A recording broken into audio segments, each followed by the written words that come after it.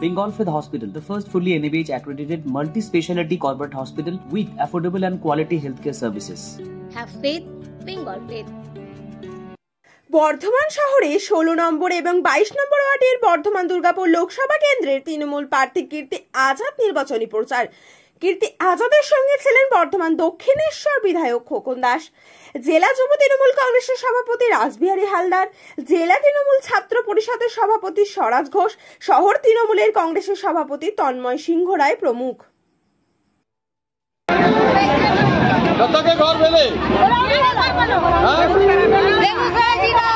बेगूसराय के छिए तो हम भागलपुर के छिए हमार ससुराल से दरभंगा